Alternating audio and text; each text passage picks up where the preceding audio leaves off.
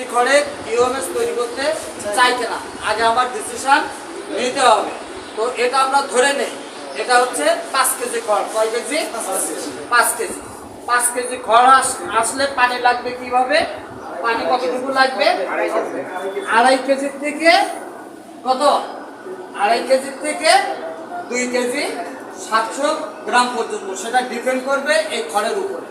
খড় যদি বেশি শুকনো থাকে পানি আমরা 100-200 গ্রাম বেশি দিব, যদি মাঝামাঝি থাকে 2.5 কেজি দিব, তাই না?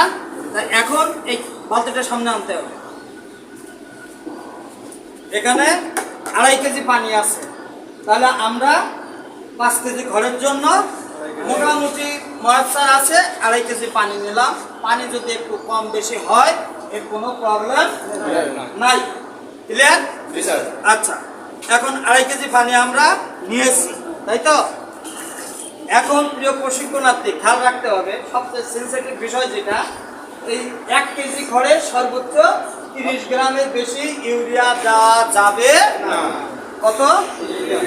30 গ্রাম। ক্লিয়ার? তাহলে এইখানে আছে কত? তাহলে আমরা ইউরিয়ার সার দেবো কতটুকু? 150 গ্রাম।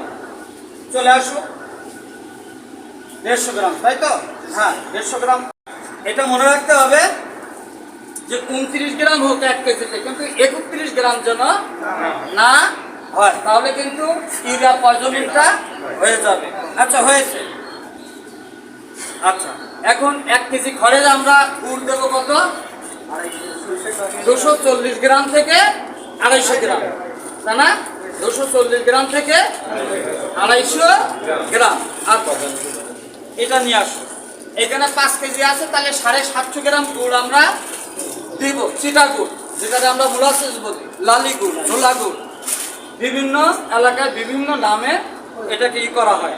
ওইটা দিয়ে দেবো 750 গ্রাম চিটাগুড় ওখানে আছে। এই চিটাগুড়ির পরিমাণ যদি সামান্য কম বেশি হয় এখানেও কোনো সমস্যা, পানি যদি সামান্য কম বেশি হয় এখানেও কোনো, বাট শুধুমাত্র ইউরিয়া বেশি হলে কিন্তু ইউরিয়া পয়জনিং হয়ে যাবে।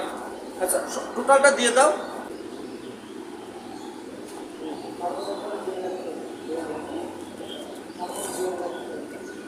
ওটা সুন্দর করে মিক্সিং করো।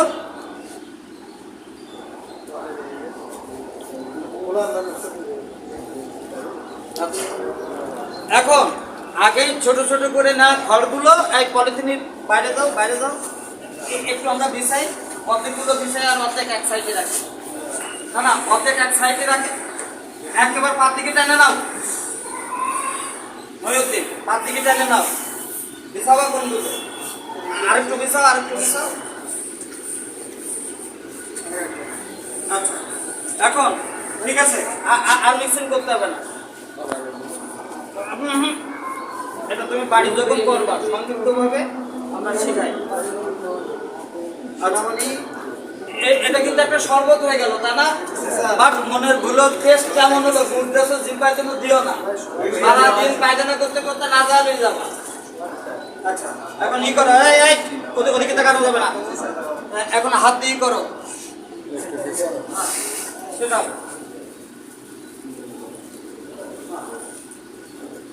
সেটাই না।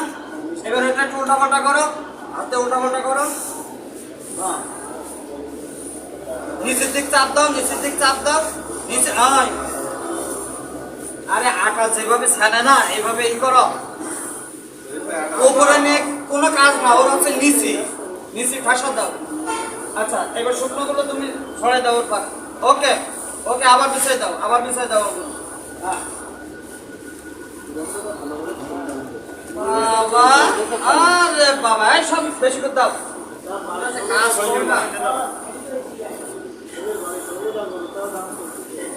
আরে নিচু করে দাও, মাথাটা নিচু করো।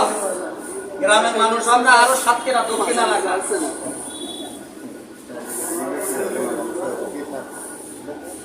দাও,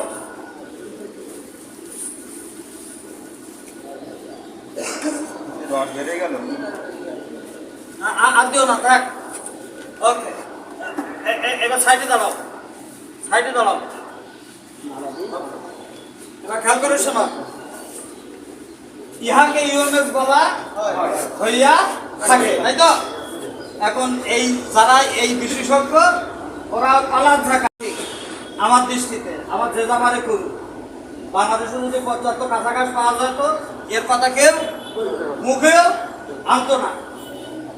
আমাদের প্রধান খাদ্য যেমন ভাত, বাংলাদেশের প্রধান গোখাদ্য হচ্ছে খড়। অত্যন্ত পরিতাপের বিষয়, এই খড়ে একেবারে কিচ্ছু নাই। খাবারের যে পুষ্টি উপাদানগুলো বলানো হয়েছে সামান্য কিছু কার্বোহাইড্রেট আছে, হ্যাঁ, সেটাও এখন না থাকার মতো। সব এই খড়ের গুণগত মানটা বাড়ানোর জন্য